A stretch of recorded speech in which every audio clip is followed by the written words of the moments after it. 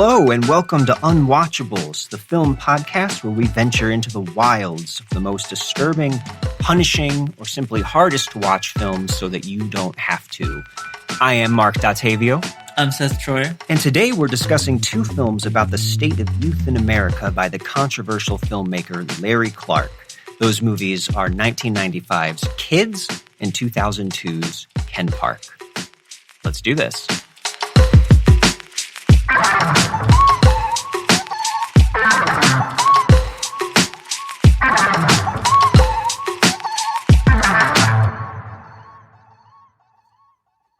Man, I thought this was the podcast where we talk about nice movies.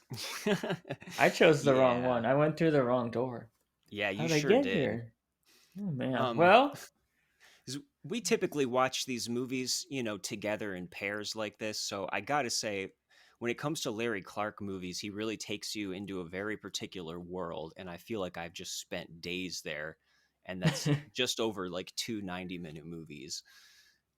Yeah, this was rough, man. Yeah, it's incredibly immersive. It's claustrophobic.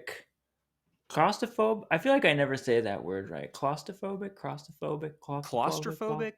We'll fix that in post. Yeah, we will. But yeah, that's always been the main thing about his stuff. Like, regardless of the content, same with Harmony Korine too.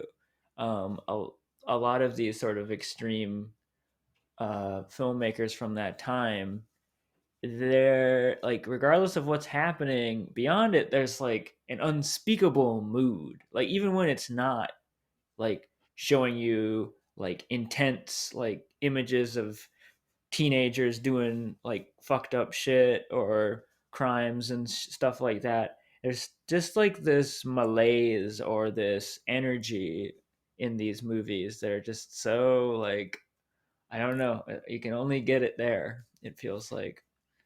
Yeah, because these are all about like creating worlds, right? Especially with kids. I think that's kind of Larry Clark's whole thing. I think we should talk about him for a little bit too, in general, because he came up as a photographer, a rather controversial one, who released this kind of famous book of photography in 1971 called Tulsa, about Tulsa, Oklahoma, where he grew up. And it's basically a bunch of shots of, really young people presented like they are in almost all of his movies. I believe it's in black and white. There's a lot of drug use and illicit activities and sexually explicit content. So he was already pushing these buttons back like in the 70s, which means that when Kids came out, which was his very first movie that he had ever shot, I mean, he was in his early 50s by then. And I guess still wanted to be, the voice, the documentarian of these kids out on the fringe. Yeah, I think his backstory is like very essential for us going forward with the discussion, because really what constantly is going through your head is like, who is this guy behind this camera with these kids? Like, that is like where a lot of the tension for a viewer comes from. Like, which this time around I did more research on him. It's complicated. Like, at the end of the day, I don't think anyone needs to be filming children in these ways necessarily. But he was like, with Tulsa, he was a like teenage drug addict. He was right. He was like in their world, and he happened to start like filming them and taking pictures and things like that. And I don't think because that's always the thing. If you're like my assumption would be that this is some sort of like artistic provocateur, and he's not necessarily. He did, from what I saw, it does seem like he came from a little bit of privilege. He was able to go to art school eventually and things like that for photography. So he is coming at it from not a totally like guerrilla filmmaker kind of way. He is learned in film lore in some ways, it seems. But he is, on the flip side, very authentic, and was a drug addict and relapsed throughout his life. It sounds like what a lot of it was with the like him getting into the filming of kids was him initially just like trying to figure out what the hell is going on with kids now, which is interesting to Yeah, I think have to about. wonder because you know what this like 50-year-old guy was who met all of these actors and collaborators just out in, skate parks. So I imagine maybe he was out like photographing them or something. But it seems to be like a milieu he likes to spend time in. He's very, I mean, so preoccupied with it. I don't think he's ever made a movie that doesn't somehow tap into that, He's even when he obsessed, stretches. yeah, clearly obsessed. So this is And very much about his like preoccupations as a filmmaker. It's always right there on his sleeve. And for better or for worse, I guess that makes him a really recognizable like auteur, you could say, which, yes, isn't inherently a good thing.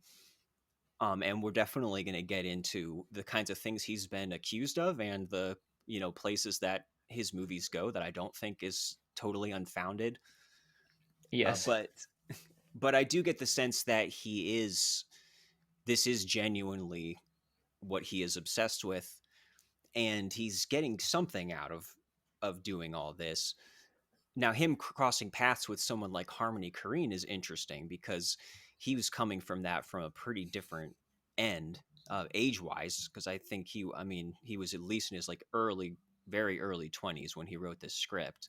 19, I guess. 19. Okay. Yeah. Yeah.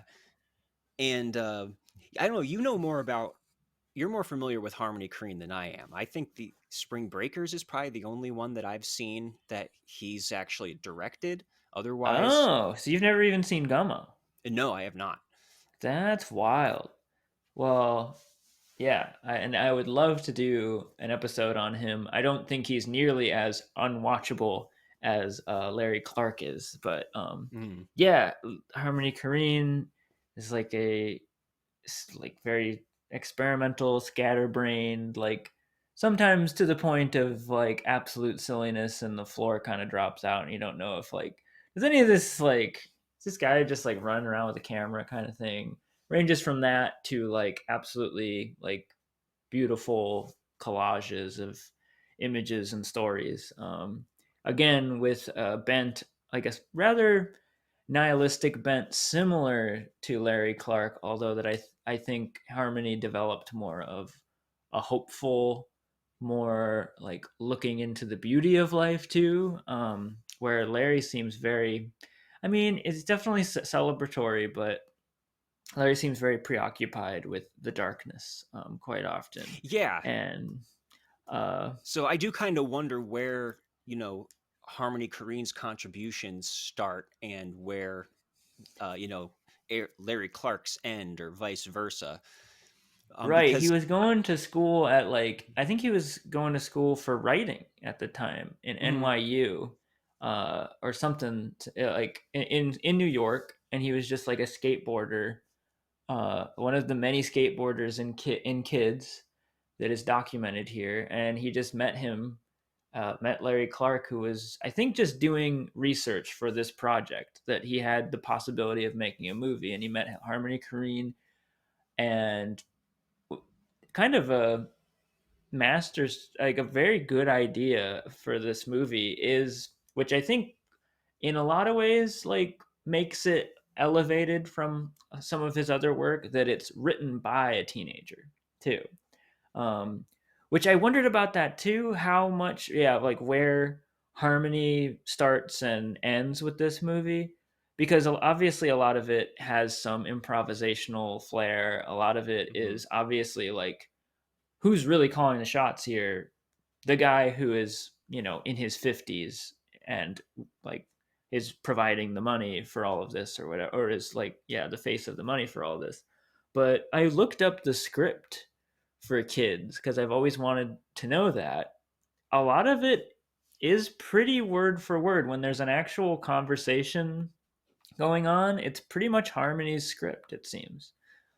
Yeah, I know he's maintained that over the years. Like he's stated that, most of the movie is exactly how he wrote it, even though it doesn't seem like it.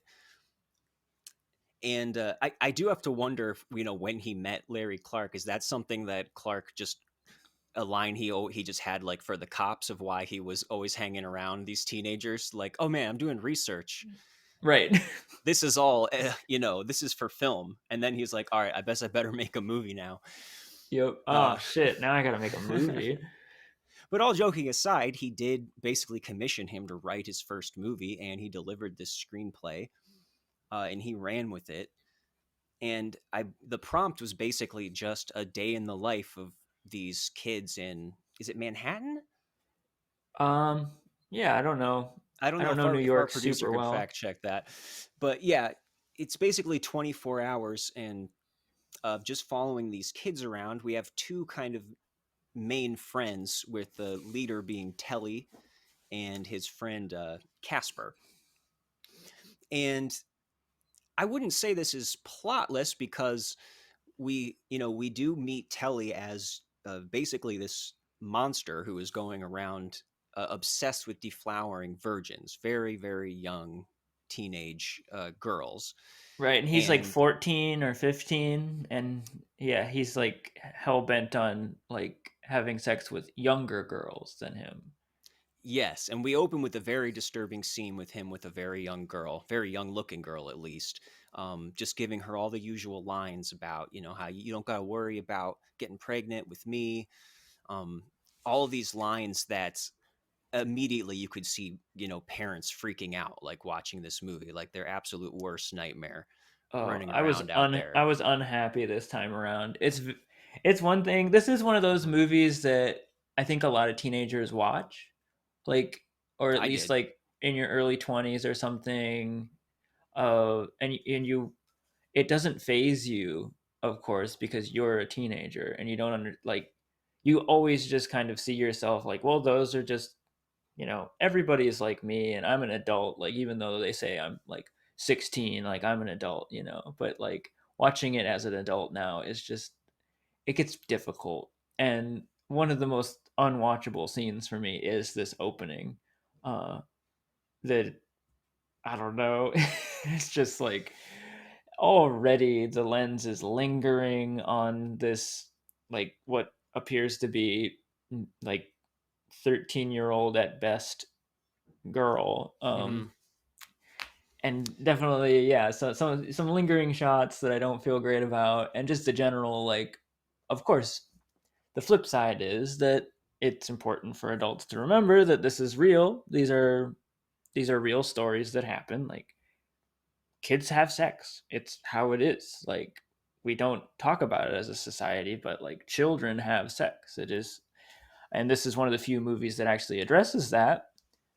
It's It just does. always going to have this element, and it does throughout the movie, where you go in and out of like both feeling like you feel comfortable and then you're uncomfortable again, because you're constantly remembering that this isn't a documentary.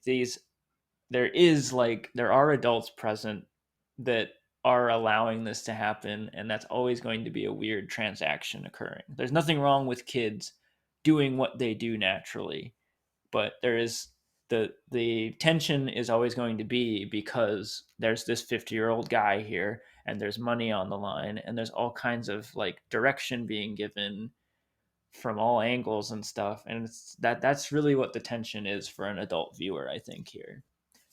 Yeah, and I really like you bringing up that point too about watching this at different points in your life, because I actually go further back with this movie than any other one that we've talked about so far.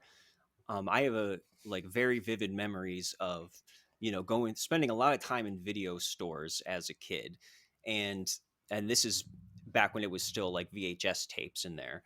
And there was always one section that was like the NC-17 or unrated section, that Mm. they had some sort of different color sticker on the box, and I was always just kind of peering over there, and like, is it okay if I like walk over here?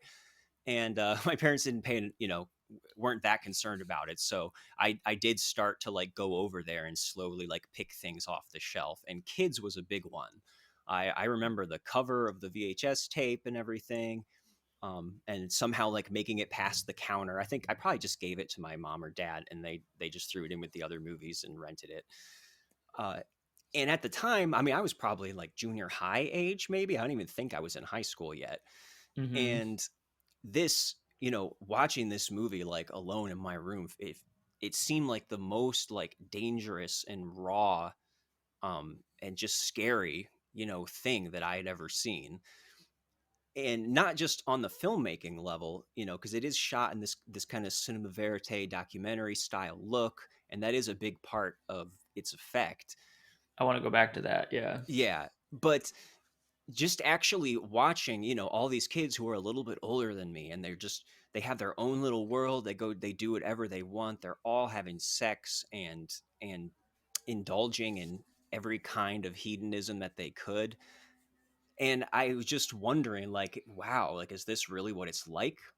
When you get to that age, is this what I have to look forward to? Or, oh my God, I'm not having sex all the time like these kids are. uh and it was all very like it seemed like such dark, heavy shit at the time. And coming back to it now, it's kind of like going back to your grade school, like when you're older and you're like, man, I didn't realize that the urinals were so close to the ground, and the like, drinking fountains were so low.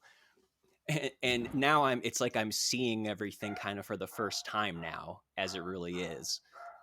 Which is that, seeing the ways that the filmmaker is tipping the scales and kind of sensationalizing things. Because I mean, once this movie gets going after that first scene, I mean, that's bad enough. But then just in quick succession, it's, Telly meeting up with his friend, bragging about how this girl just entered puberty. One Oh, of them so stops much. and one of them stops and pees on a wall. They're shoplifting. They're stealing money. They're doing whippets in a room with, kids who look like they're like 12 years old. And it's just one thing after another.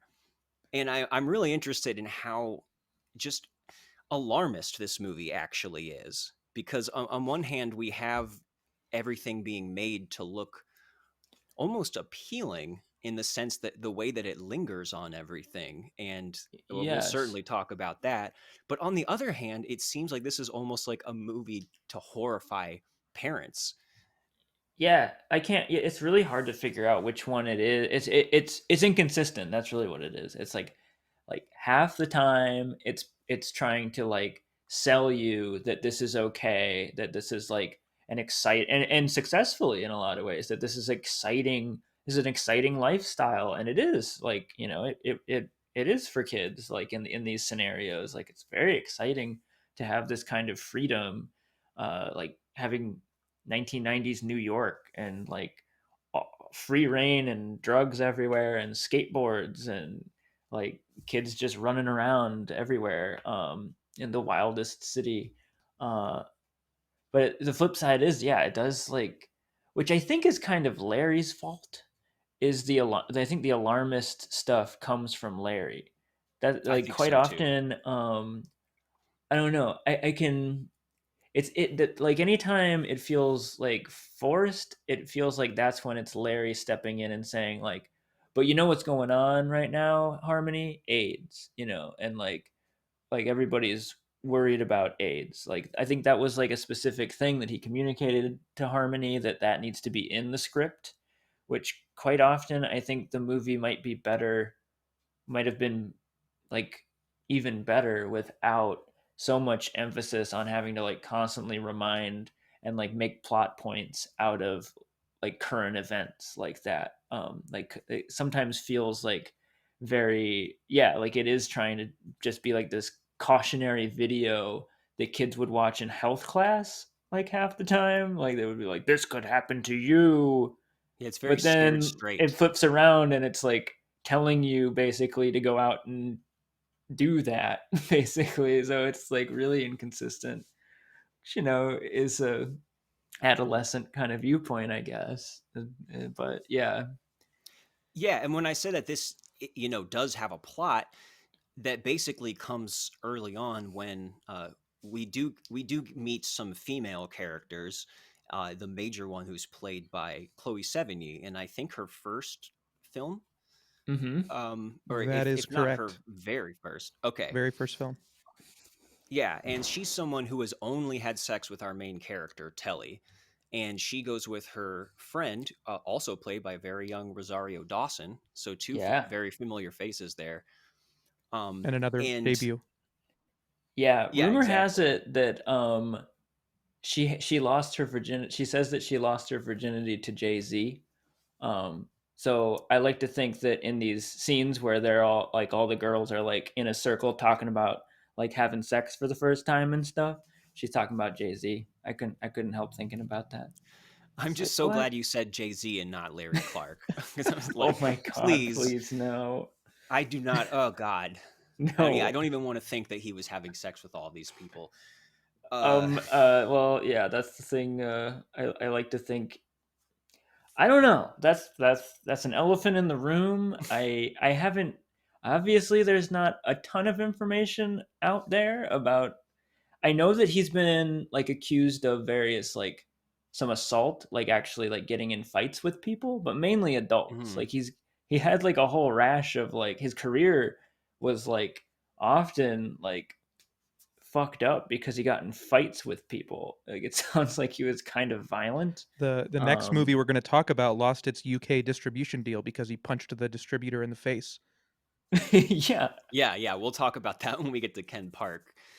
Uh, but yeah, I'm hoping that maybe he just limits his titillation to him making movies because he Yes. certainly squeezes it all in there, and he's made so many by now. You'd think he would have been canceled at some point after continuing to work with all of these like barely legal kids.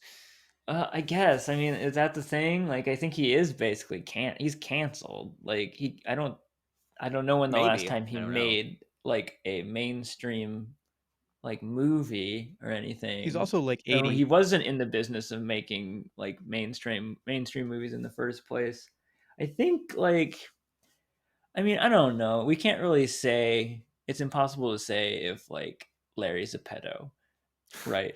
I mean, like I definitely don't want to just flippantly accuse him of something like that.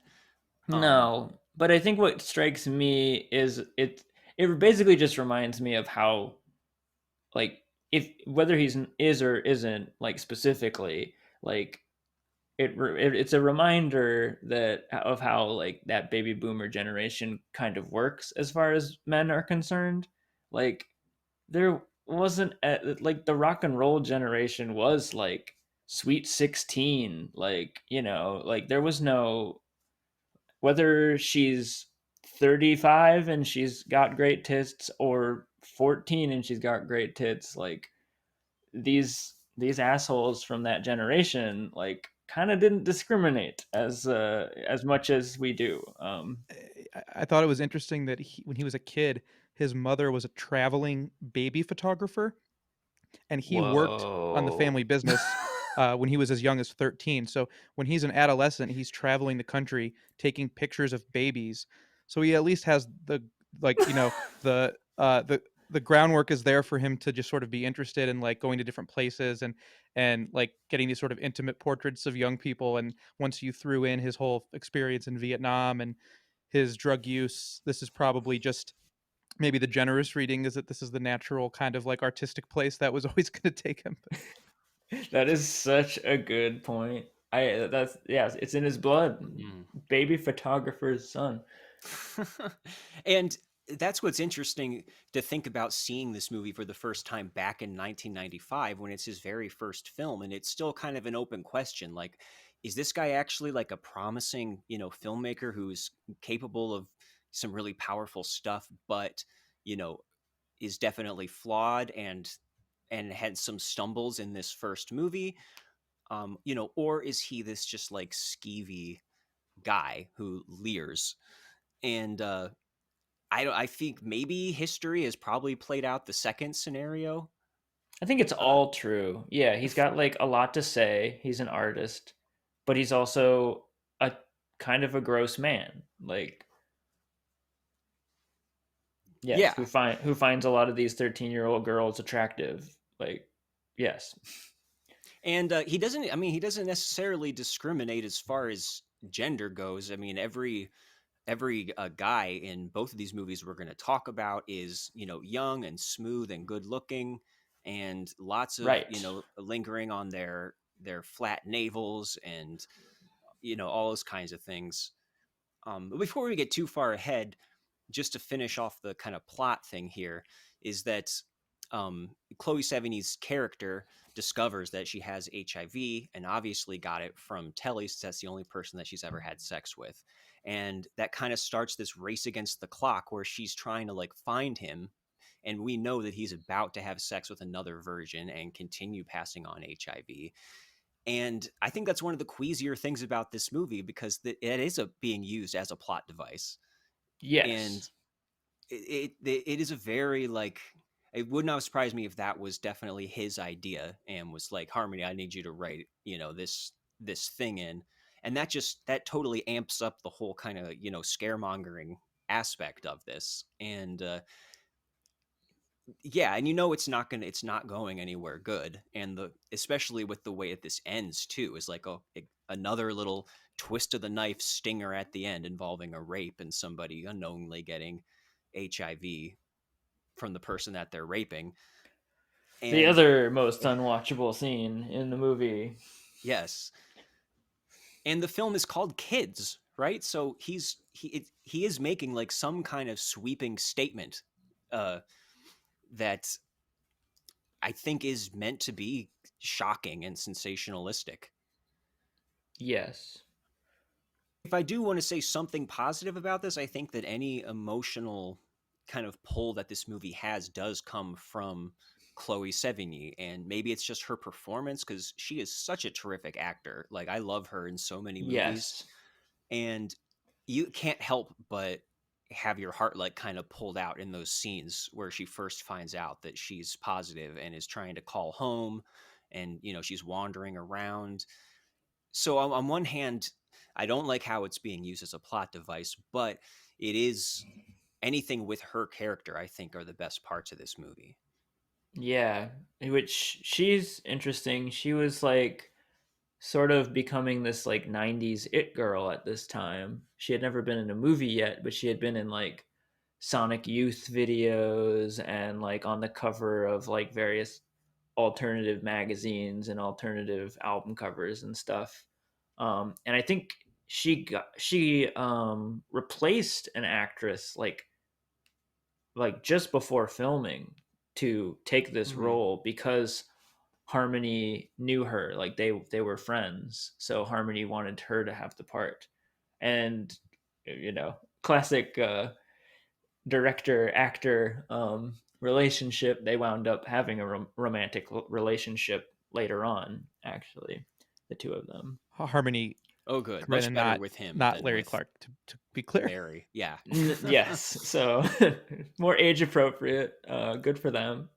And Harmony actually appears in this movie. He's the kid who gives her like some kind of a party drug when she's in that club. Yeah, The he's little like real curly haired kid. spazzy little drug dealer, Yeah. um, which is great. It Yeah, is he's interesting that they are also. I did some research on some of the other actors that are in this. Well, actors I use in quotes really because they've never really acted before. They really are just playing who they are. Some of them have their own names. They still like Harold.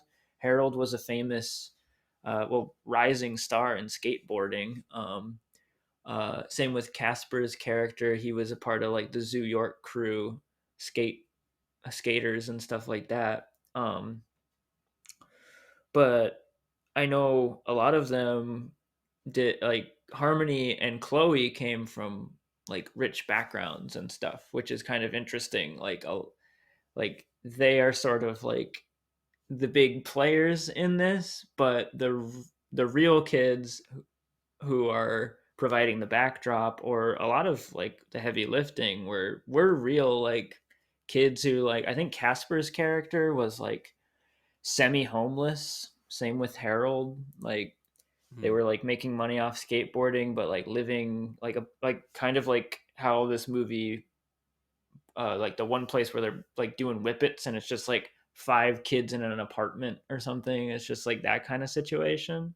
So it's wild, the like the different walks of life that are coming together here. Yeah, and at the time, you wouldn't have known who was going to go on to be a famous actor like Chloe or Rosario, and who was just a non-pro there. And I think maybe towing the line would be Leo Fitzpatrick, who plays Telly, because I have seen him pop up in a few random things since Yeah, he's in this. The Wire, and That's right. yeah, And in Bully, I think he plays somebody, yeah, which is another Larry Clark film. And it was kind of weird watching it now and seeing him a little bit more as like an actor and not just this actual person. Because when I first saw mm-hmm. this, I definitely thought just he seemed so authentic, and he still does. He's one And of the better actors for sure. yeah, and he does make, even though this character is kind of this boogeyman that is so amoral and the worst like embodiment of every parent's nightmare, but he does make him kind of banal in a way it's very memorably like repellent. I mean, this is a real piece of shit, and I Yes, viscerally was really responded to that, and I think he deserves some credit. This is a memorable character, at least. yeah, it's something you don't see like in any other movie. This brand of yeah, he because you see this in the adult world a lot, like men preying on women, or like like older men preying on younger women, but you don't think about it in this case, and it's still like the same setup, right? He's why it's not even that he's like particularly more attracted, even I like it's not, we don't know, but like the real thing is the power dynamic is that he's only 15. He doesn't know shit about sex really, but he knows more about sex and can manipulate like 12-year-old girls who haven't had sex before. And he's clearly weaponizing that um, to his advantage by using like from scene to scene. I think like, which is interesting, like structurally, is are these like bookend scenes where he has sex with the first girl in the first scene, and the girl that he's been trying to have sex with the whole movie, he does have sex in the final scene, and his speech is basically word for word his like pickup speech of just like, I care about you, it's like the most typical like sad puppy dog-eyed boy speech to a girl, you know who's like apprehensive about something, and it unfortunately works in both cases. Yeah, and those bookending scenes also are the only time that we get this little voiceover from him that I found kind of odd, which is basically just him saying, just how much he loves pussy, as he puts it, and that it's like his only interest. Like this is the only thing I'm good at, or something. And I don't know, I found that voiceover to be kind of awkward because it was so It is. isolated, especially the last one. It really seemed kind of stilted and not like important to where the film was going at that point. Yeah, Yeah, I'm not sure if that worked. I mean, to the extent that anything works here. yeah. Well, I would like to talk about um well, I mean, I don't know. I keep derailing the plot because the plot feels rather secondary to a lot of things. I But think we pretty much covered it. I mean, yeah, it does end with ultimately um Chloe Sevigny like getting there and seeing that it's too late, and Tully has had sex with another virgin, probably giving her HIV. And then there is like one final scene which like can't help but warn an audience member about that it is like Chloe, after being like taking this crazy drug from Harmony at the club, like passes out, and then Casper has sex with her and probably gets HIV, right? We don't Hmm. know, but that's basically the end of it. Which the final word is Casper looking at the camera and being like, "What the fuck happened?" And then it's over. Yeah, that was another But thing that seemed to be reaching for, all right, let's kind of have a point here. Like, man, what is going on today?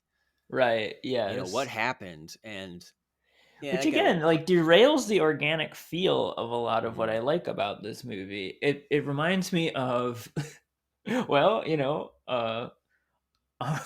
I guess it's fitting, porn, like staged porn, where it almost for a second it feels real and it feels like, all right, this is like just this is a real thing that I'm like I happened into. You're getting a real window into some real sex.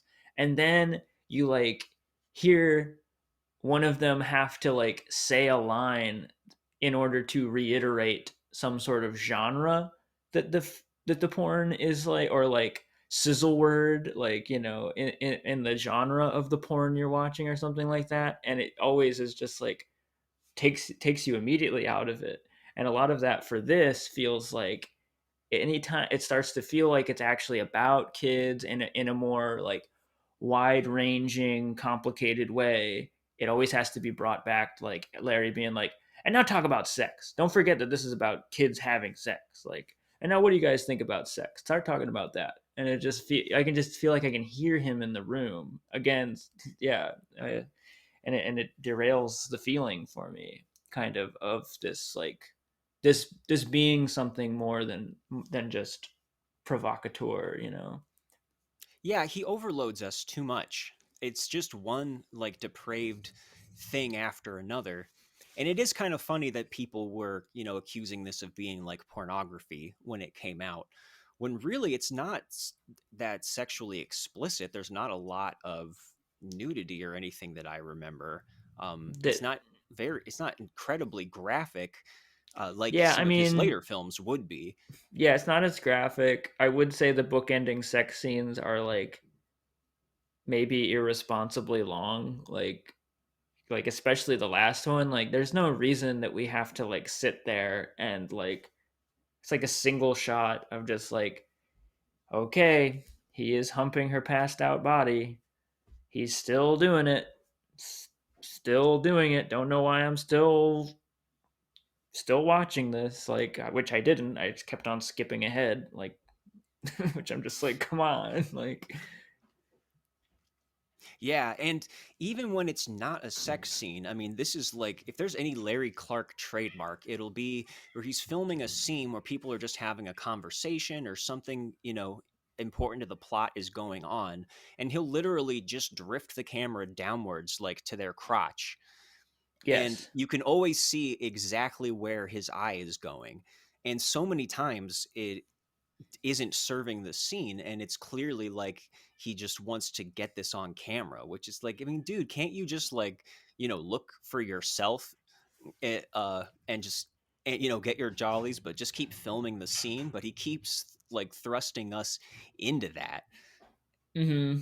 and it is To very awkward. yeah, maybe I'm being too generous, but I do see it a lot of that. If I go out on a generous limb, sort of like I see a lot of that as just like him being inexperienced as a filmmaker in general, and just constantly. I think a big mistake for something like this is just constantly feeling like you need to like maybe like not having a greater sense of the narrative and what you've shot and what you haven't shot, and feeling like you just constantly like, well, am I hammering home the theme yet?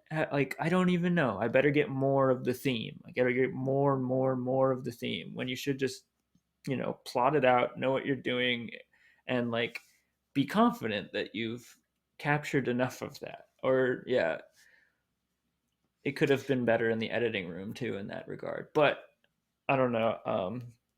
I mean, even in a small nothing scene, like where Telly is going back to his house and you see his mom real quick and she's like breastfeeding the baby, he always makes sure he gets a nice like Yes, close shot of her taking her boob out, and like, oh, this is which so. I do feel is like fair, because that is like, if we're at least seeing it from the kid's perspective, that is like Casper, like he even makes a comment afterwards that's like, Right. yeah, your mom has great tits, because like of course, yeah, whips out the tit, like he's instantly thinking about having sex with it. Um, It the just kid seems at like he least, never but misses an opportunity to mm-hmm. show us something that is, we're not supposed to see, or that's shocking. And that, from what I know about his other films, has only continued on the more and more movies that he's made too. So it's almost more of a signature now. Yeah, I do I do have to touch on though, like I don't hate this movie because of the filmmaking really. Like I really do I get ensnared by the momentum and the like the way the film looks. Like I don't know a lot about film in general, like what they were shooting on, but it feels crisp. It feels like they must have been shooting on film, in a way that I don't see in a lot of movies. The colors are just really something for me to watch. It really, like, when it's really good, it's really something to watch. Like when they're in like Central Park, and it does feel organic, and it does feel like these are real kids. It's a real, because they are gathering around. A lot of these, I'm like, a lot of this is just like crowds of kids that are doing what they do, and you feel pretty immersed, and that's what's like the best at its best. That's like what's really great about this, that is makes it even more frustrating when like he fails, right? But yeah, I it feels agree. like you're in 1990s New York, like so much. It feels like you are transported to 1990s New York in such a big way. um Yeah, and even if he is, exaggerating or only focusing on, the ugliest parts of it, and we are pretty hard on him, or we have been so far, as a filmmaker for his failings, but I do think that he has a lot of talent, and this is a a very well visual shot. eye, yeah. Yes, I mean, he is a photographer, and he does specialize in this kind of, gritty, down close to earth kind of style, and that really does come across here. I think the whole power of the movie comes from that, whatever power it has. And yeah, he can be a very powerful director. And I wish that there was more almost of just that kind of urban flavor where he's not just hammering home the same point and things that are, ugly or shocking. But, we get like when Telly and Casper go down into the subway and there's a guy playing accordion and this little kid doing like a jig around him, for money. And the camera Great. just kind of lingers there. And they go on to the subway and there's this guy with no legs on a skateboard singing a song and collecting money. And that stuff really helped kind of sweep me away more, and I wish that there was more of that, which I guess him putting in the whole HIV plot line, it detracts from that, because it does Hmm. become about a narrative in a sense, when I don't think narrative is really his skill in any case. No, and neither is, like, even though this is like a well done script for a 19-year-old, like it still is, yeah, again, it feels forced in some ways and things like that. The real thing you walk away from, other than the just sheer horror of a lot of it, is the power of like being immersed in the 1990s aesthetics and things like that, which is exciting. And they go to the club, and there's like skateboarding in the club, and it's like a rave, and it just seems like everything you at least thought it might have been back then, right? Yeah, um, Yeah, the little dashes of New York flavor are a really nice touch, like set to this backdrop of this like sweltering summer where they're just covered in sweat the whole time. Maybe this movie could have been called "Do the Wrong Thing." yes. oh god. Because they Don't worry, we can cut that. Good do. point. That's pretty good. No, I think Oh we'll open yeah. with that. Yeah, yeah, I, Well, I agree. And I think some of the stronger just scenes are more towards the beginning. There is one kind of purposeful sequence where we have all of the guys together in a, this little seedy apartment, talking about sex and what they like and what the girls like, and it's intercutting that with the girls all having their own little rap session, and which is sometimes just they're, fun. yeah, Yeah. sometimes they're like directly contradicting what the guys are saying, like, oh yeah man, girls love to give blowjobs, and then we cut right over there and they're like, oh my god, I hate it. And that's where we get a lot of, Chloe and Rosario Dawson just kind of having nice chemistry. And I think it's really a shame that Rosario Dawson just disappears from the movie after a certain point, because them Right. together, I really liked. And even Chloe gets sidelined for the whole second half. She just kind of wanders around trying to find Telly. And I think that really just shows where the movie's interest really lies, is kind of just in those long, aimless partying sequences, and it kind of gets bogged down in that stuff, as you know, as opposed to anything it could have had with these really fine actors. And it should be noted too, there in some of these party scenes, like there are these like prepubescent boys hanging around, like shirtless and smoking pot. It spends a lot of time with them, which really seems like rubbing our faces in the shock tactics. Yes.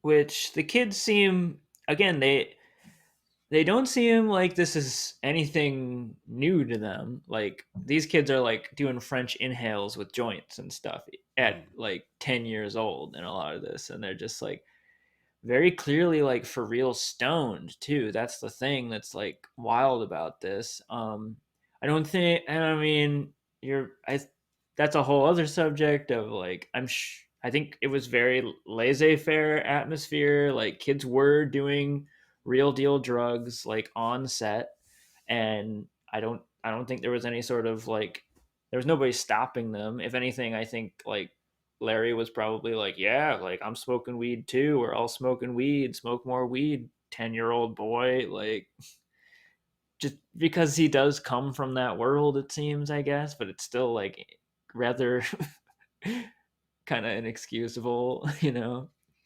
Yeah, and I think it's worth noting that so the actor Justin Pierce, who plays Casper in this, did die by suicide a few years later, very young. And even in like a movie like Bully that has more like professional actors in it, you still like he was working with Brad Renfro, who eventually died of a drug overdose, and Nick Stahl, whose whole career was derailed because he was a drug addict. And so there's this weird kind of blurring where he is, you know, he's working with real actors, he's also working with non-professionals, and you know, I do have to wonder how responsible he's being. You know, maybe these are kids, you know, their lives were going to be taking this path regardless, but you know, it does add this kind of icky undercurrent to it that we may be seeing like actually troubled people, and that his interest mainly lies in titillating us with it. Yeah, I know the Harold also died shortly after the movie came out. Not well, like a few years later from drug related incidents. Um, I've heard like all kinds of stories about Larry Clark. Like I've heard him like both instigating these things, and also I've heard like a story for Bully, like one of the characters, like he basically like did some, yeah, he helped him get clean, but like in a very forceful kind of way for the movie. There's like other things like that where it's like still like kind of like, okay, you're like forcing these kids out of drugs but just for your movie, and then like other things like that. It's all really wild stuff. Yeah. And I also heard they didn't get like some of them, there's like, which I don't know how much of this is founded, but I heard that there's like the distribution of who's getting paid in this movie is real bad. Like I think I heard like Casper didn't get paid very much. A lot of these kids didn't get paid. Yeah, that's interesting. It's interesting too how this eventually ended up coming out, because it was released with an NC-17 rating, which in the 90s was a big deal because movie theaters wouldn't play the movie then. And it actually was a company, I think, I don't know, Harvey Weinstein or somebody bought it, and they technically were using Disney, like the Disney company, to distribute it, and put money towards it. And Disney was not okay with that, and so they made this like one-off production company just so that they could release this movie and not have it be under the like Disney banner. Listen, yeah, it was Harvey Miramax. Weinstein. Miramax was owned Yeah, by just- Oh, Disney. really? Yeah. Wow. Yeah. They're like, And so- listen, Harvey Weinstein, you like children. Disney, we like children. Let's get together. Jesus. Yeah, I can only imagine Larry Clark and Harvey Weinstein hanging out together. What fucking charming pair that must have been. Yep. and the evil Disney overlords. Yeah. But it is interesting to see like a production credit at the beginning for Gus Van Sant, because he's made movies that kind of go in this around this same milieu. I'm thinking of Yes. like Paranoid Park and Elephant. Yeah, My Own Private Idaho. Oh yeah, yeah. And he's kind of like I don't know, he's like the the real artistic like version maybe of Larry Clark, like his good side. The good Yes, because version he of him. also, yeah, that's a very good point. Because he has a bunch of teenager movies, like Elephant in Yeah. particular, that is like non-professional actors. They have their same names, very similar to this. That he's like really like just filming them being them and stuff. But it never feels the way this one feels because it never really gets. It never gets to like a sexual angle, and that's the thing. Um, yeah, Yeah, and so I know back in the day, when Larry Clark was first just, coming onto the scene, he, was probably in circles like that, as he's probably a little bit of a persona non grata at this point. The next movie we're going to talk about never even got distributed in the United States. But before we switch over to that, I guess it sounds like you do find something worthwhile in this movie, and I mean, I personally did. I don't know, it did impact me while I was watching it. It was a very uncomfortable experience. I had this feeling of doom in the pit of my stomach the whole time, and I don't think that it's ultimately very. I think ultimately it's overcome by all of the bad stuff that we've been talking about. But there is the talent in there is from him visually, and from some of these actors who are kind of transcending just how schematic everything is, as far as teaching lessons and showing how awful the state of youth is. So just the fact that we have Chloe Sevigny in here, that there's this main character I'm never going to forget, for better or for worse. I'm kind of midway through, but I guess I wouldn't say I would unwatch it though. What about yeah. you? Um, they're I don't know, similar to Sallow, which we just did. We just recorded that episode, which is like there's definitely stuff in here that I just don't want to see.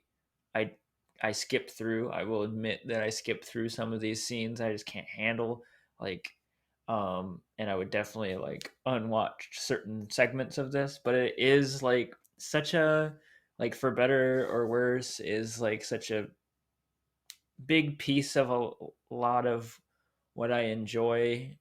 It's like it's interesting. It's an interesting phenomena. The idea of like that this still I think is a movie that teenagers watch. Again, like for better and worse, that it is like, but it's an interesting sort of like weird film initiation thing for kids. I think that's kind of interesting.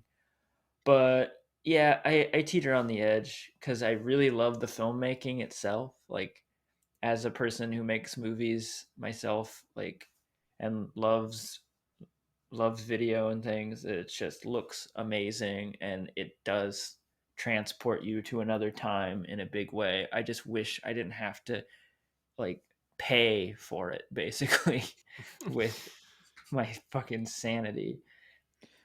When we had GovName on to talk about Sallow, they mentioned that they would basically force other people at school to watch that movie and kind of spread it all around the friend group. And Mark was definitely doing that with kids when we were in Yeah. high school. So this movie started the long path towards me having to produce this podcast. But if Mark did unwatch this, there are a lot of people out there traumatized by it that would be grateful for the choice, I think. Yeah, geez. Yeah, I guess I regret that. This was in the rotation of ones just like, you can't believe this. You got to see it. Like, we didn't watch it together, but I had like a DVD that got passed around. Uh, I also did that for Todd Salon's Happiness, but maybe we'll get to that one day Oof. too. Yes. That is, I mean, that phenomena is interesting to me because I often wonder like what do kids think of this? Like, I didn't see it till I was in like my early 20s, I think. So like, because it like it has just like basically it depends on when a kid would turn this movie off. It, like where they land as far as the messaging is concerned about sex. It's like, well, one second it's praising it, the next second it's like you will die even if you have sex once. Like it's like wild. Exactly. Because, yeah, there's something about it that you could see kids seeing this as like aspirational, because the kids on screen do have completely their own independent world. And, Mm-hmm. it's all drugs and alcohol and sex. And the movie is really careful to always show in the background that they're doing this just out in the middle of the street while, older people and families and little kids are all walking around like this is happening right under our noses. Right. And yeah, you could even say that, like, well, if these people would just use condoms, what's the problem?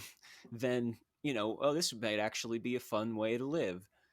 And then, but also for then a parent watching it, I could see them thinking, first of all, like, what is this movie you're watching?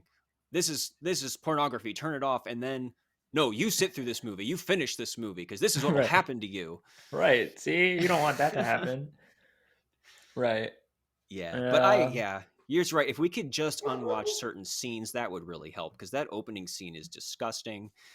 And Yes. The ending scene is disgusting. Yeah. yes, and it toes that line of, a movie can depict anything that it wants to, but there is a sense of the people doing this are just too young, and the ultimate purpose is not meaningful enough. It's too glib, Yeah. to be worth all of that. Yeah. Irresponsible adults, which is a good segue into our next movie. Thank you. Yeah, I think Ken Park. If this one was kids, they could have called Ken Park Parents. Right. It kind of Which switches it around. Whoa. Oh, thanks. Thank you. Which I think that is like sort of the intention. I've heard Larry Clark in interviews talk about that Ken Park is a sequel, um, basically answering in kids, where are the adults? Here are the adults, apparently. Yeah, and it's funny because it's almost like every movie he's made since has in some way been like a spiritual successor to kids. He's never completely left that territory, no No. matter what it is. But yeah, 2001, I read, he shot Bully, Ken Park, and Teenage Caveman, which is this really weird, like low budget post apocalyptic horror movie, that shares some of the same actors as Ken Park, and he shot all three movies in like 9 months. And so I mean, he was just like elbow deep in like barely legal flesh for that 9 month period. And I think God. that, I don't know, I feel like Bully, which came out I think before Ken Park, might have been his kind of last gasp as a respectable filmmaker. Like I said, it had real actors in it like Brad Renfro and Nick Stahl, and it Right. dealt with like a real life story of these kids who like planned this murder of this kid who was bullying them. And of his movies that I've seen by him, I think I would consider his best, because it actually taps into something that's a little more meaningful, and there's some really disturbing stuff in that I think actually is It's earned. warranted. Yeah. Yes. I think we're both on the same page there. That is the climax of Larry Clark's filmography for me. Uh, I think I think Bully, yeah, that's as good as it gets for Larry Clark, because Mhm. it answers a lot of my problems with kids and Ken Park. I think that it has something to say, um, but it also has organic moments. It seems like he's actually like honed like what his style and everything in order to still do justice to a story, if there is apparently a story that he wants to tell, which in Bully is very like much a true crime story, and it works, I think, very well. Yeah, and it's not at all free of his usual stuff. There's still Still just exploitive. completely, voyeuristic, like crotch shots while people are just, talking on the phone or something. All that stuff is still there. And even in Teenage Caveman, which have not seen in a long time, but I did I've watch never that seen that. years and years ago. Probably not that long after I saw Kids. I don't even know if I realized it was Larry Clark. Um, but it has some of the same cast members from Ken Park.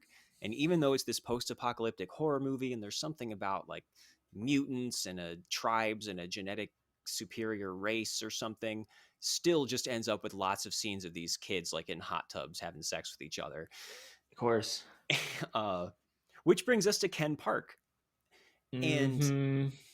I think that the first thing that would probably stick out to people is how differently this is shot, which I think applies to Bully as well. So I think this is maybe part of a run of movies that are a lot more polished and don't have that same, handheld fly on the wall kind of thing, where he gets a little more stylistic. Yes. I Yeah. Again, the best thing about him for me is the visual. It's the best and worst thing, because oftentimes you're seeing Mm-hmm. things you just do not want to see ever. But also, as like the cinematography and photography going on is just really interesting. Like Ken Park has this really, like, I don't know, like sepia tone, like kind of piss yellow look. Like it's always afternoon. I think that's my favorite part. Like similar to Kids, that like my favorite part of it is the way it looks and the world, like consistent world that it's in because of it. That it is like everything feels like it's this California afternoon, golden light kind of thing, which I like about this movie, and it's one of the few things that I like about this movie. Spoiler. Yeah, and Um, it just looks a lot more like a movie, but I think that he tries to make up for losing that gut punch documentary style by really piling on, first of all, the like violence and blood. And this is much more sexually explicit than anything in Kids. This is full of unsimulated sex. yeah, even though it's less about sex in a way, it has more explicit sexual imagery. Yes, exactly. But we are still at the point in his career where there's familiar faces like in the cast. I think that he pretty much stopped working with professional actors sometime soon after this movie. But we do have some people in this. James Ransone, I think that's how you say his name, who plays Tate in this, the disturbed kid, and we'll talk about that. But I don't know if anyone's seen The Wire. He's like one of the stars of the second season as Ziggy, and he's in. I just saw him in It Chapter 2. He plays the adult version of one of the kids. Oh, So he's yeah, like I a could real tell he actor. has some I could tell he has some potential. I haven't seen him in anything else, but I hate his character in this. I hate him in this movie. But I can tell he has potential. Ziggy in The Wire is one of the all-time great prestige TV fuck-up characters. Yeah, exactly. So I think I can tell that he's like a much better actor than the other teenage characters in this movie. Mm-hmm. But among the adults, though, there's like that guy from Coach shows up as the dad of Sean. yeah the of the girl that Sean is having sex Oh, with. He's having sex with okay. his mom and her daughter, but he's like the dad. He doesn't have much to do, but I was just like, hey, it's the guy from Coach. We have Amanda Plummer from Pulp Fiction and lots of other movies as the pregnant mom of Mm. Claude. And I think I even recognized Claude's dad, who's been in tons of TV shows. I'm not sure I could pick Yeah, out one. Wade yeah, he's Williams. that meathead guy. Yeah, Wade Williams. So it's interesting seeing them in there. But since I talked about Kids, could you want to kind of describe this movie? It's not. This is a lot more plotless than Kids, I think.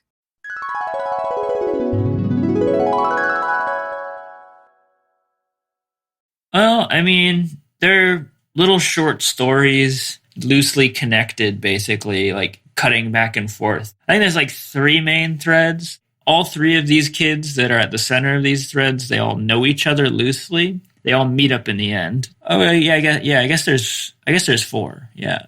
I don't know. I feel like I can only take these threads like one at a time. Yeah, sure. There's Peaches, a young woman who has a very religious dad who is very protective, but she's kind of kinky and she's like always wanting to have sex with her boyfriend. And she ultimately gets into like big trouble for him, like walking in on her and her boyfriend having like some kinky sex. And you think that scene is going to like be kind of silly. Like it's like a American Pie moment for a second, but then he just beats the kid up so hard and beats her up. And he's like basically starts forcing her to like listen to him read the Bible, and then like goes through some kind of weird marriage ceremony. Yeah, shades of Sallow there. Yes, to like protect her purity or whatever. There's Sean, who is like, is it Sean? Yeah, all there is to Sean is he has sex with his girlfriend's mom, basically. Yeah, Sean is just like, he looks like the kid from Gummo, pretty much. I think they just found a kid from Gummo. He is just basically having sex with his girlfriend's mom, and there's a lot of like explicit sex between them, including him like eating her out and stuff. And there's not a whole lot of substance to that thread.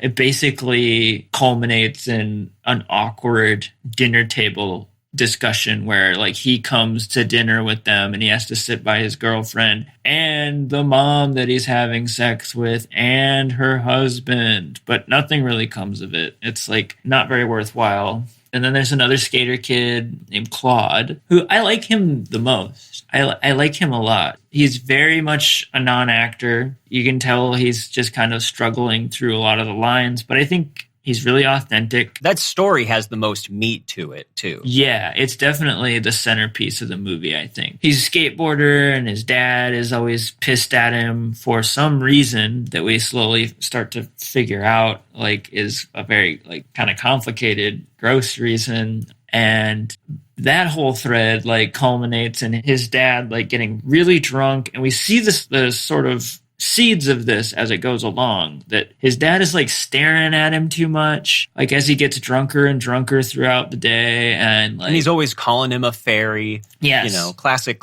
closet case. It seems like he wants to have sex with his wife, but she's pregnant, and he keeps on saying like, I hope the baby looks like me this time because our son looks like you. And he keeps on talking about how like Claude looks like his wife, and eventually it culminates in this drunken night where he comes into Claude's room and basically tries to rape him, ending in Claude leaving home. And then there's Tate, which you mentioned from The Wire, who I think is really annoying in this and is like some typical... We didn't mention that this is also written by Harmony Korine, I don't think. This seems like the most like typical kind of immature Harmony Korine thread here, where he is just like this horrible kid. There's nothing redeeming about him, and he's just always like has these weird, horrible hobbies of like printing out pictures of kids who were radiated in Chernobyl or something, and like hates his dog, and he hates his 2 grandparents that he lives with, and they're playing Scrabble, and he gets mad at them for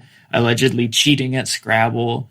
There's like a horrible scene where he's like turned on by tennis players and like the noises they make. So he like, I think it's like the most infamous scene in the movie where we see him like full on naked, like masturbating while like tying a tie to a doorknob and trying to choke himself while he masturbates. Which he does apparently for real, I think. Yeah, to completion for the camera. And we get a nice big old unwanted close up of it for sure.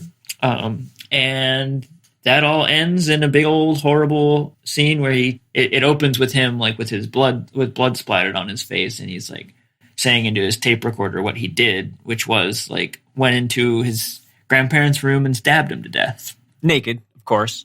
And all of the threads eventually culminating in, this will be a big part of like what we talk about with this, is the ending, which is apparently of Larry Clark's invention, not in the script, but all I think it's Claude and Sean and Peaches. They've all escaped their horrible situations, even though they kind of end not great. And they are in a living room somewhere and they are just having sex. Real, I think, unsimulated sex. And it's like supposed to be, at least, this moment of levity, this like final moment of like these kids getting to do what they actually want. And basically how the movie ends is this big old threesome that the characters have. Yeah, Larry was like, hey, guys, I have this crazy idea for the ending. What if everyone just had sex with each other and I filmed it all up close?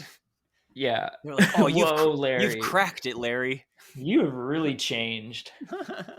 I like to think of him as like a script polisher, and that was always his idea. Like, what if in the last scene, just all the hottest characters had a three-way? But yeah, Well, so yeah, and I was surprised too that when this opens, the characters kind of introduce each other in voiceover, yet they never even encounter each other the entire movie. Like they seem completely, they never intersect until suddenly there's less than like 10 minutes left in the movie.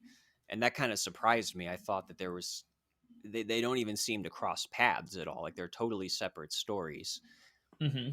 And yeah, I mean, you did a good job of summarizing all four of them. Some of them are very slight.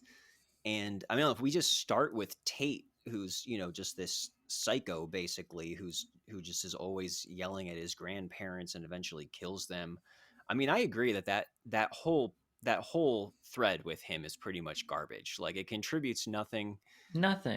Uh, again, since it's so segmented away from the rest of the movie, it doesn't pay off in anything or have any kind of meaning except once again for the shock value. And that's where most of the shock value is concentrated. I mean, there's lots of graphic stuff in this movie, but it's with him that, Larry gets to throw in, some vicious murder, and you get the autoerotic asphyxiation, which, like you said, is probably the most infamous scene here, and maybe impressive that this guy went on to, have a good career after, starting off basically jerking off for the camera in a Larry Clark movie. Right.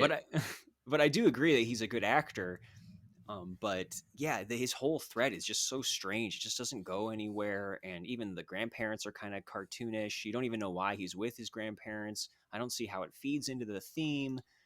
It's like Larry at his worst. Yes.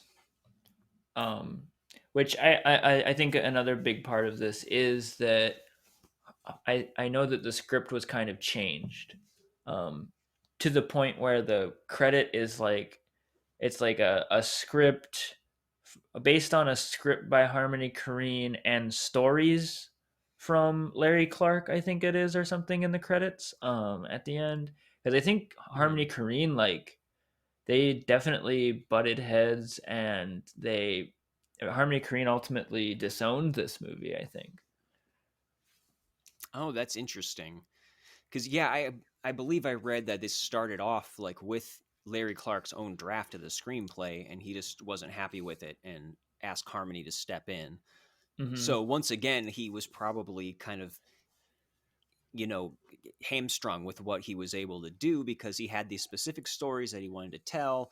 He wants the dad who tries to rape his son. He wants to have this, girl who has this religious fanatic father. And that's really all there is to them. And I agree that you could see with Tate's story seems to have the most of like Harmony's voice in there. And anytime that the characters have any kind of colorful moment or dialogue or something, I can't help but think that, that was him throwing that in there. Yeah, that was one of the things that made it through, right? Yeah. But that Larry had this overarching vision. And I want to say, in a sense, that the best parts of this are where you can hear Harmony's voice. But then again, that doesn't really hold true for the whole Tate thread. No.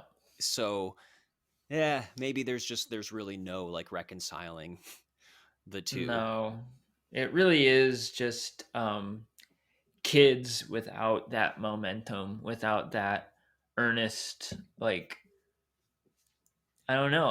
I'm not really transported.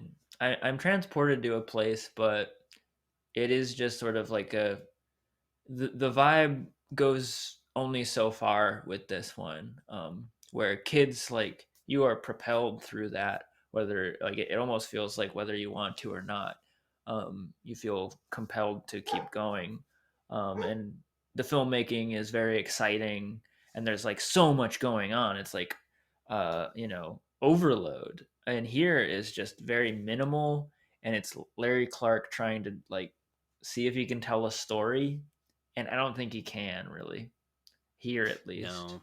He does not do a very good job. There's one scene in particular I think that almost mirrors the scene in Kids that is kind of, juxtaposing the boys talking about sex and the girls talking about sex.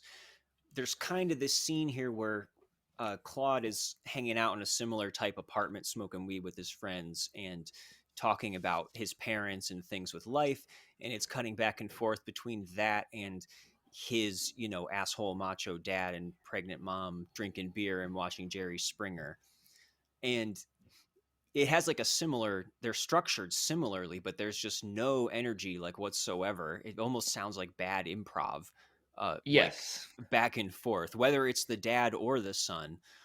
Like they're all just kind of aimless, and it sounds like they don't even necessarily have like lines to go off of, and they're just thinking of things to talk about. It just goes on and on and on. And again, Yeah.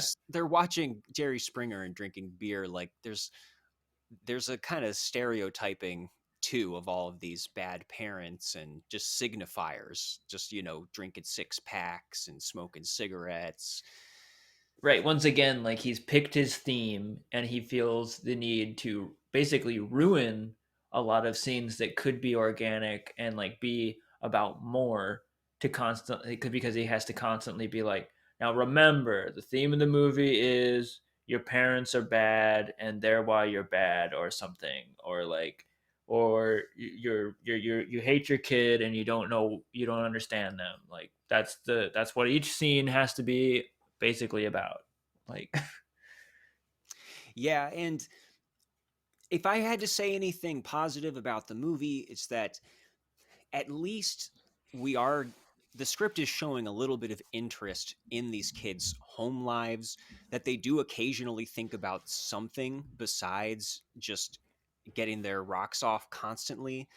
Yes. So Kids has this really just narrowly focused fatalism to the whole thing that I think in Ken Park, at least, it doesn't seem like it's trying to necessarily make a giant sweeping statement. I mean, you could say that there is a focus on the parents here, but just the fact that these Yeah. kids seem to have a little bit of like fuller lives than anybody in Kids does.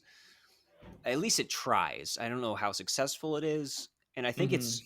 it's probably in the movie's favor that it's constantly intercutting between these four different stories, because I don't think any single one could sustain a movie on its own. Like we said, we get the most out of Claude's story because you have the whole dynamic with his dad and the horrific way that that ends. But with Sean, all there really is to it is him hanging around with his girlfriend's mom and having conversations with her. And I didn't really get much out of Peaches either. Actually, I think that her character almost just barely exists. Like, I got no sense of who she was even by Oh the end yeah. of the movie.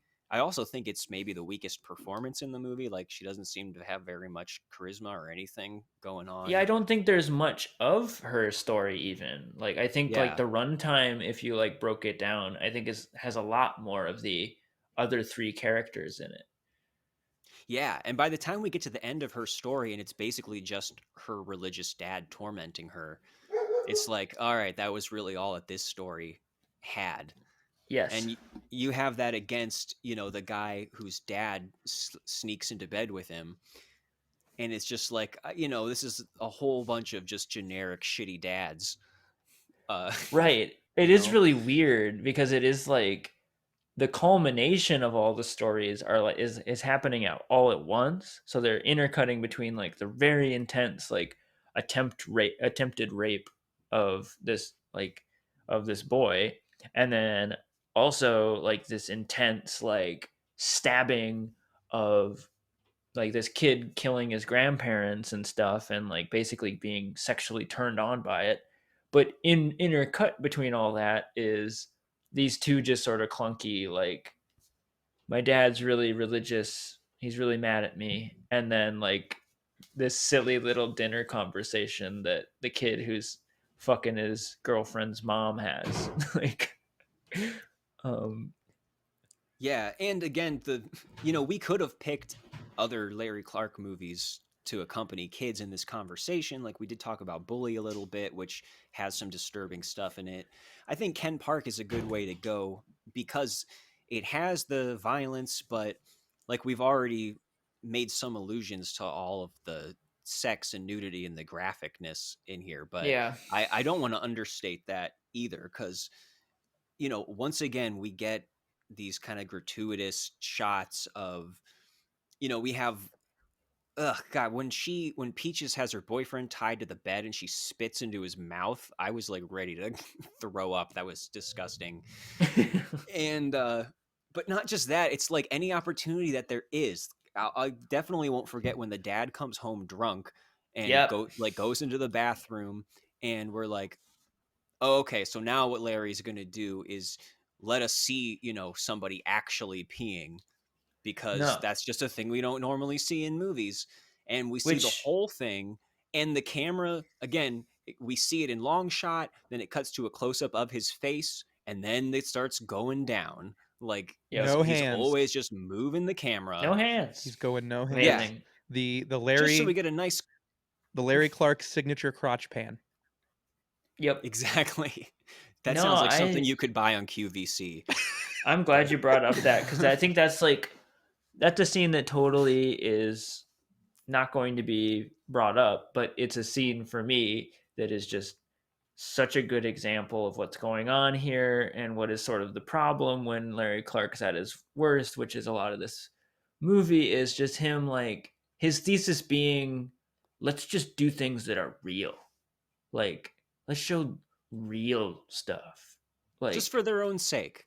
just for this, like, and everybody's like, yeah, whoa, can't believe it. Can you believe that people like we could look at somebody pissing? Can you believe we could look at teenagers having sex? Can you believe it? Can you believe teenagers do drugs and kill people? Like, that's really him at his worst, I think, when he isn't actually having real empathy and real interest for teenage life, right? Yeah. Which I think there are glimmers here. Like, if anything, I'm most frustrated with Ken Park because it feels like it has potential. It feels like at its heart, its like initial heart is in the right place. That I think it does want to really tell a real teenage story and maybe be a little less like alarmist and things like that. Because I think, on his good days, Larry Clark does have like a very empathetic, like a legit like love for teenagers, like in a like protective, like, I see you, you see me sort of way, and I want to be out there swinging for you kind of thing. And I think some of that seeps into this movie. Like, I'd like to talk about like the third act. Like, the third act is interesting because I think that's his attempt at that, which is like this sort of like his version of all the characters going to heaven basically is, what for a lot of teenagers, a lot of people is like a nice sexual like situation that like everybody's apparently like having like a really good time.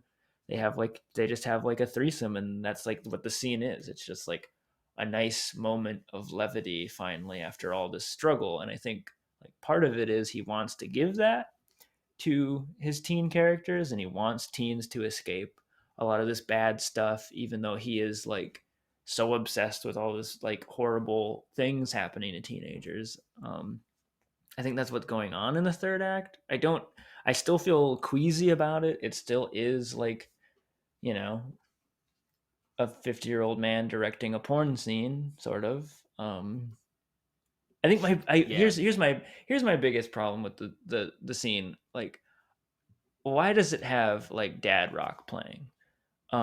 It should have like a pop punk song playing or something that the kids would like. If this scene is actually all about the kids like having like their final like heavenly moment where like finally they escaped all the bad shit or something, then it should why does it have like I don't even know what that song is, but it's like a 70s dad rock song.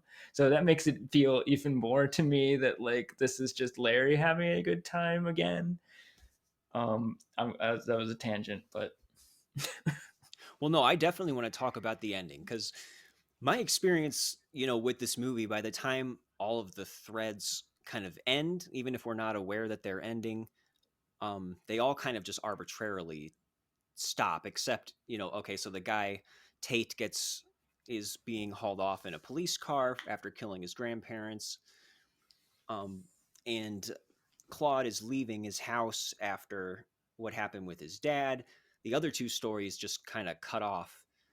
And up to this point, like I said before, they haven't ever crossed paths. Like there's no even, if they hadn't introduced each other, there'd be no indication they even know each other. So all of a sudden, this last scene starts, and it's these three characters who so far have never crossed paths are now together, having these conversations and having sex.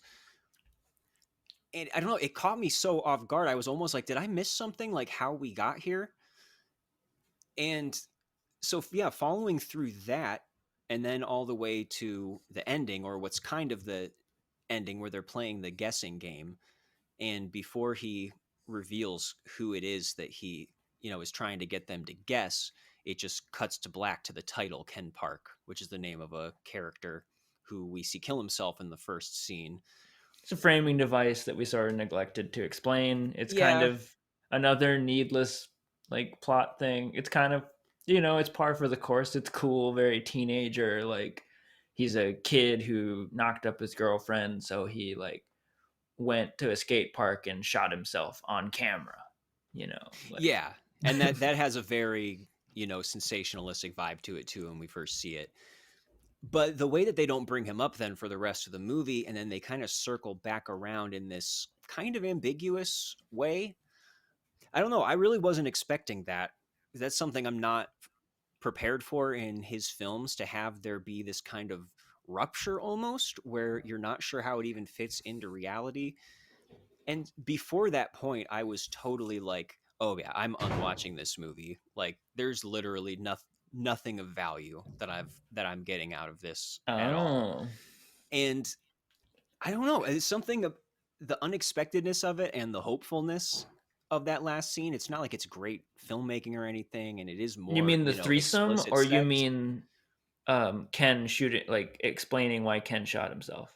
Both, actually. Okay. I'm not even so sure about like why they couldn't have just ended with the title card, or why they had to circle back and show him with his girlfriend. See, I kind of hated that because I'm just like, I don't, it doesn't, me finding out that why he shot himself, like, is not even, it doesn't even have anything to do with the rest of the movie. It just has something to do with this one thread at the beginning. And it seems Yeah, like, screenwriter 101, where it's just like open with something and then close with the same thing. But yeah, it was really I weird, I'm but kind of on board with you with the threesome though. yeah, and just the way that they bring him up in the guessing game, and before he says who it is, they just show the title card again. And I do wish it would have just ended there, but I don't know, there was something so just kind of just like esoteric enough about it, and just the whole like upbeat tone, that yeah, it kind of rescued the movie as far as going from me literally getting nothing out of it and wishing that it would end, to like, oh, this is kind of different. Yeah, I don't know, it's not, maybe it's, I'm not even sure ultimately how I would compare this to kids, because I don't know, it doesn't have the like gut punch that kids does, but I have a lot of problems with kids that this doesn't have. Yeah. And this also doesn't end in such a predetermined, obvious, even like moralistic place the way that kids does. So I don't know. It's almost like it fought its way up to a draw for me in the end. Oh, interesting. Yeah, this one is like a lot of promise, a lot of like on paper, like I would like a lot of this. But for me, it's, and even that ending doesn't save it for me just because, again, I think because of that damn song. I think there's something about that damn song that makes I it don't know. feel like it's Larry I Clark's think I liked porno. the. I guess I don't know what the song was or anything. I kind I of don't like know the what the mood song of it, but was, but I just think I don't know. I don't know. There's something in it that just made it feel like it was now from Larry's perspective again. And I'm once again reminded, even though like that he has to be in the room for, which is the problem, that like he's got to be there, and it can't be like a real like teenage moment. But I do love those kind of endings, and it is a good example of this kind of ending that is the sort of like the movie like ends before the ending almost. And I like these sort of like total switcheroos, like not a total like, but like the ending is almost like a dream or something like. And I'm failing to like come up with examples in other movies, but there's plenty of them. But this one kind of does that for me, and I like that about it, that it is like almost fantastical. It's like we don't even know where they are. We don't even know if this is even really happening, if this is like a fantasy that they're having. Yeah, and it's so unlike him just not to even bother with any kind of explanation, and I feel like that goes a mhm. long way. It really does, yeah. Um, And it is like joyful again, like actually showing like for once, god damn it, like the joys of like young youthful sex, like when you're a kid and you have sex, right? Like mhm. god forbid like we have that be in the room too, like along with the other yes, there is like the brooding darkness around it and all that, but he's just so far the other way most of the time. So I do appreciate that. I just think it's like too little, too late, or something. I am on the unwatch. This is on my unwatch list, I would say. Um, I just really found it to be a really difficult slog for me personally. I don't. I found myself kind of skipping portions. I had to watch it over like 2 different days. I just like really did not. And it's mainly just for like him. Like it's not these kids, and it's not the vibe, and it's not like how it looks. Like that all I like. It is just him being sort of inept as a filmmaker, like as a storyteller, is like the main problem with this. Yeah, yeah, I can't disagree. He has a very narrow range of talent, and making entire movies is not really, one of them. Maybe he could be like a director of photography or something. Right. Because I'm not even sure getting, pairing him with the right writer. I still don't. I'm not even sure he couldn't mess that up. Right. It makes kids seem like lightning in a bottle, kind of like a one-time thing that like he couldn't pull off again. It makes me worry about watching Bully again, but I feel like Bully Hmm. must have had like I is it it had like a real screenwriter involved, and I think that's a big part of it. It was more it was higher budget. It was had more going on as far as production is concerned, like that and things like that. Which yeah, this one is very much Larry left to his own devices, and yeah, I Yeah, was and real bummed. I was real bummed because I really wanted this. This is an interesting, like, sort of lost film, and it's one of those that I think that completists of like both Harmony Korine and Larry Clark probably look to as like, it might be like a lost treasure. I don't think it is. yeah, and we didn't even really talk much about how this is like you can't find this movie unless you order like a DVD from another country or something because it never got picked up for distribution. So I don't even know how many people listening here, have even seen the movie. And if you do, you kind of got to go out of your way to, discover how you can get a hold of it.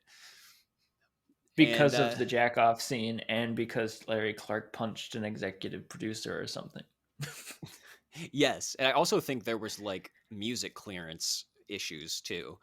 Oh. So, but either way, I think that even though the ending at least saved it from being a complete just zero like bomb for me, Oh, it's the best part. Yeah, it doesn't redeem the movie, and I do think that it's not worth, trudging up to do a Blu-ray release on Criterion or anything to save it for anonymity. I think it can go ahead and stay there.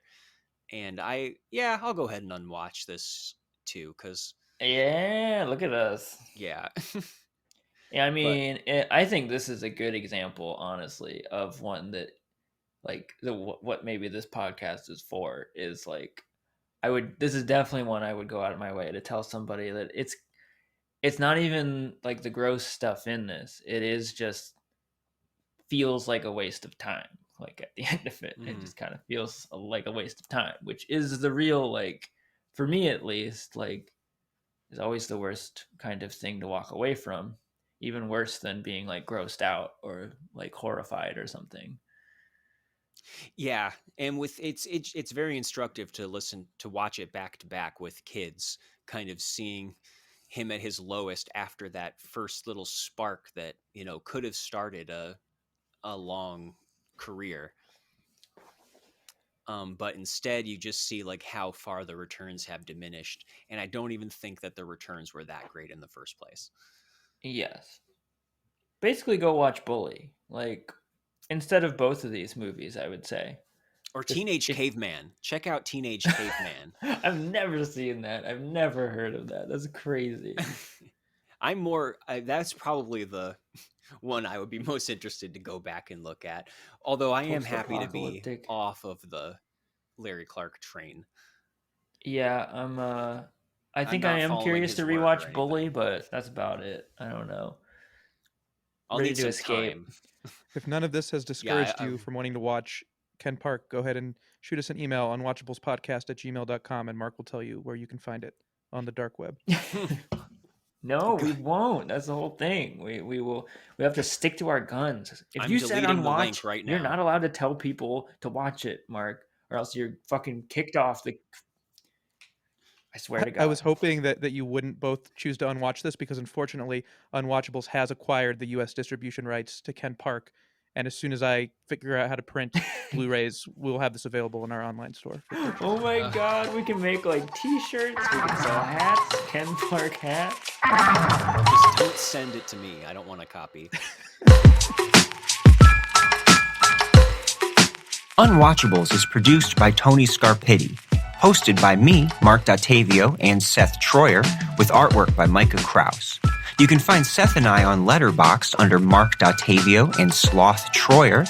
You can also check us out at unwatchablespod.com for links to our Twitter and Instagram, or support us on Patreon for bonus content and to have a say in what we watch. Thanks for listening.